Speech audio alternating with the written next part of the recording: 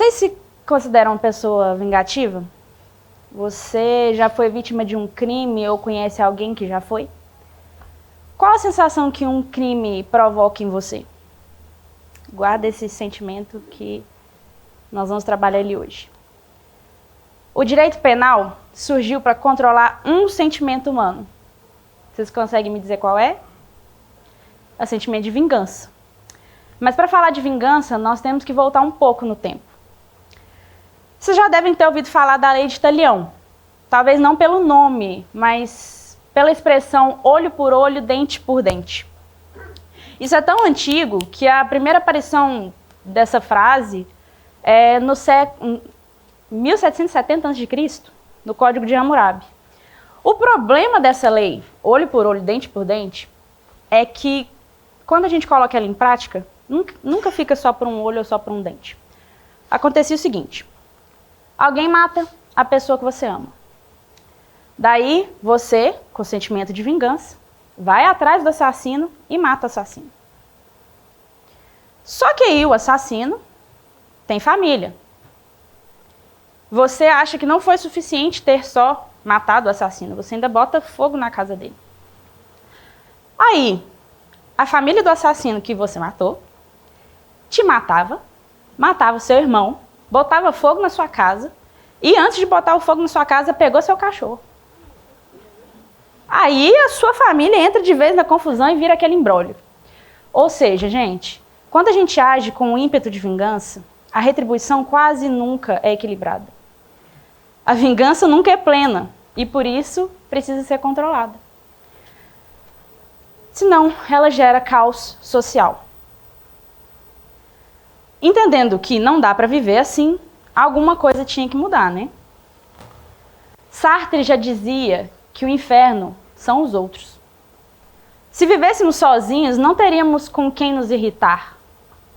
Mas se isso é verdade, por que nós valorizamos tanto a sociedade? Por que vivemos em grupos? Essas dúvidas tentaram ser respondidas pelos iluministas lá no século XVII. E depois de muito raciocinar por que as pessoas ansiavam pela coletividade e por que as pessoas obedeciam às regras, eles chegaram a uma teoria, a teoria do contrato social. Basicamente é o seguinte, a gente vivia no estado de natureza, antes de tudo.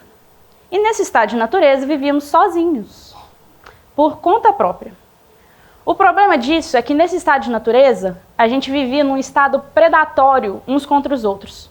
A minha vida era tudo que eu tinha. E a simples existência de outra pessoa ameaçava a minha existência. Por isso Hobbes disse que o homem é o lobo do homem. O contrato social não é uma coisa verificável num museu. A gente não pode ir lá consultar as assinaturas de quem concordou e tal. Ele é um acordo hipotético de vontades em que os humanos cederam uma parcela dos seus direitos em troca de proteção. Em troca de não ter que se preocupar apenas com a mera sobrevivência. Só que aí, quem ficaria responsável por controlar a vingança desenfreada, a matança generalizada, o caos social? Esse contrato social, ele também criou uma entidade. Essa entidade é o Estado. O principal direito que o Estado recebeu foi o direito da força, da violência. Por isso dizemos que ele tem um monopólio da força. Só ele pode reagir violentamente contra as pessoas. Então, a partir desse momento que a gente aceita esse contrato, nós não podemos mais agir vingativamente contra os outros. O Estado vai resolver os nossos conflitos conforme a lei. Mas a gente tem que ter uma coisa muito clara na nossa cabeça. Não é porque algo foi proibido em lei que aquilo vai deixar de acontecer. Não é porque algo prometeram pena para uma conduta que aquilo vai deixar de ser realizado. Então, as pessoas vão continuar cometendo crimes. Mas o único jeito de reagir legitimamente a esses crimes é com a intervenção do Estado. Até aqui, tudo perfeito, né, teoricamente. Mas aí eu pergunto, quem controla a força do Estado? Se só o Estado pode responder violentamente, quem diz quais são os níveis dessa força? A força do Estado nem sempre foi limitada e em muitos lugares ainda não é. nesses lugares acontecem inúmeros abusos contra as pessoas, porque o Estado é muito mais aparelhado e articulado do que qualquer um de nós. Ele tem estrutura e instituições voltadas para o manejo e para o uso da força. Tortura e genocídio são alguns dos danos para a humanidade que acontecem quando o Estado não é limitado. Um dos exemplos mais clássicos e trágicos que nós temos é o genocídio dos judeus causado pelos nazistas na Segunda Grande Guerra. No nosso país, nós temos as torturas, homicídios, censura, realizados durante a ditadura militar. Então, acho que, considerando estes exemplos e inúmeros outros que infelizmente temos, concordamos que o poder ilimitado do Estado ele gera danos enormes para a humanidade e também precisa ser controlado. Daí o direito penal, que veio, primeiramente, para controlar a vingança, ganha outra função. Ele também vai proteger os indivíduos do poder de punir do Estado. Como que ele faz isso? Por meio de normas e princípios. E essas normas e princípios elas têm que ser obedecidas e observadas na criação, na aplicação e na execução de leis penais. Esse tipo de pensamento sobre direito penal só surgiu depois que os direitos humanos influenciaram o pensamento jurídico. Mas direito penal lida com bandido, né? Quem define, ou o que define quem será bandido? Vocês já se pararam para perguntar?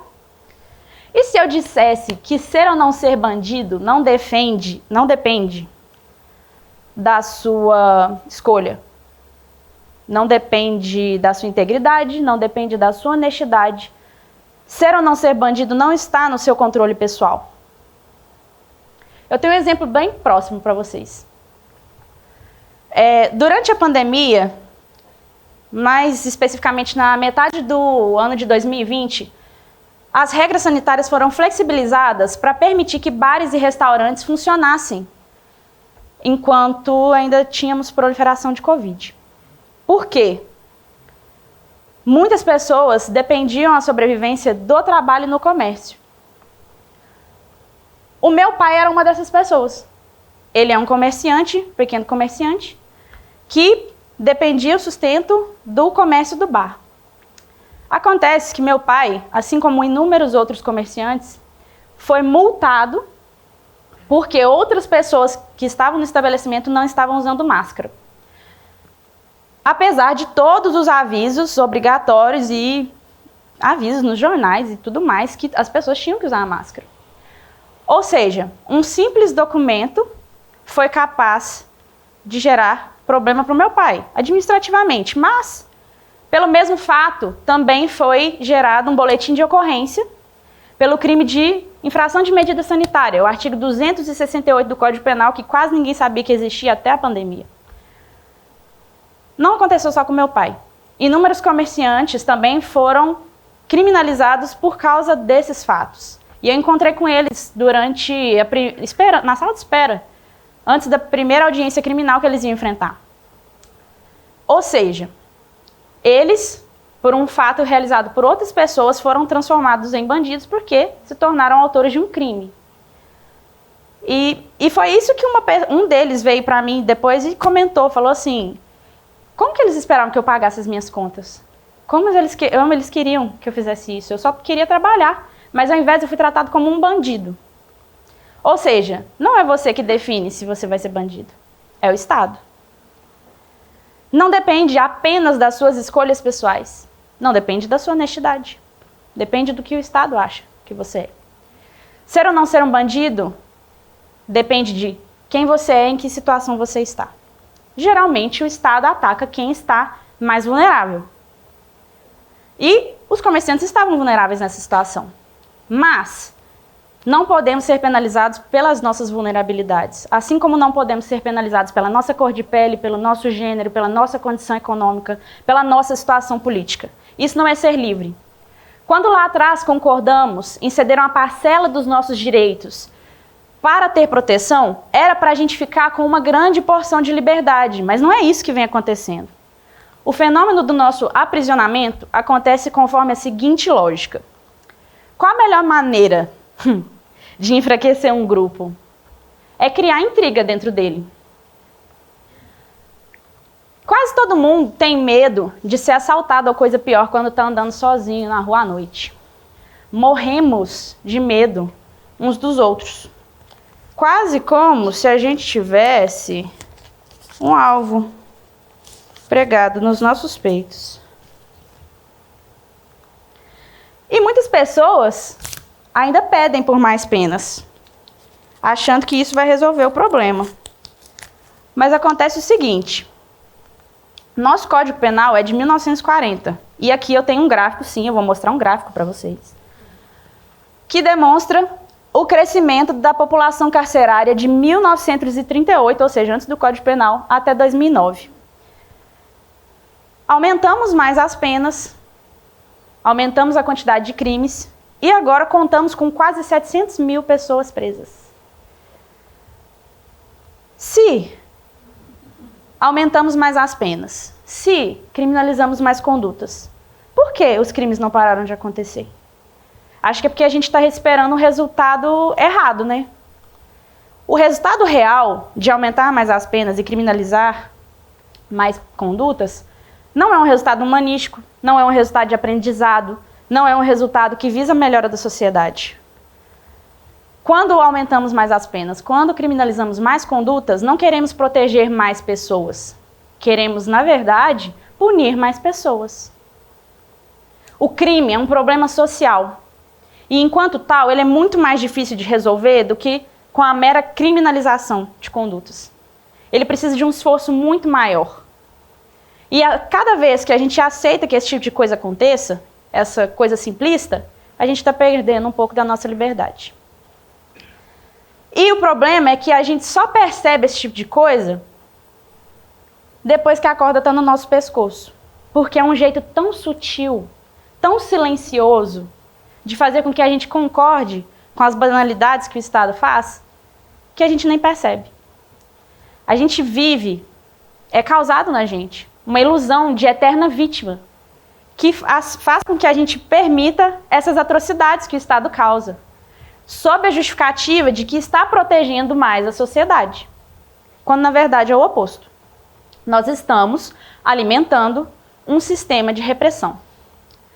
Somos todos vítimas, sim, mas do poder de punir do Estado. Esse alvo aqui, ele serve para representar todas as fragilidades que nós temos perante o poder de punir do Estado, que para sobre nós o tempo inteiro. Gente, até bingo nesse país é crime. Eu não tô, na verdade é delito, né? Mas não tô brincando. A única coisa que a gente pode fazer é defender os direitos humanos e as garantias penais fundamentais. Eles são a nossa única defesa. São os únicos limites que o poder do Estado tem contra a sua atuação. Aí tem gente que fala assim, não, mas direitos humanos é para defender bandido. Mas defender bandido apenas? Eu completo dizendo que é para defender a cada um de nós. Porque aos olhos do Estado, cada um de nós é um possível bandido. Então, com a pergunta que eu comecei no início, bandido bom é bandido morto? Se alguém aqui esperava que eu respondesse, vai ficar frustrado, porque eu quero a reflexão. E se o alvo que resolverem acertar amanhã for o seu, for o da sua mãe, o do seu pai, do seu irmão, se for o alvo que repousar no peito do amor da sua vida, você não sabe, você não pode controlar. Você vai apostar? Obrigada.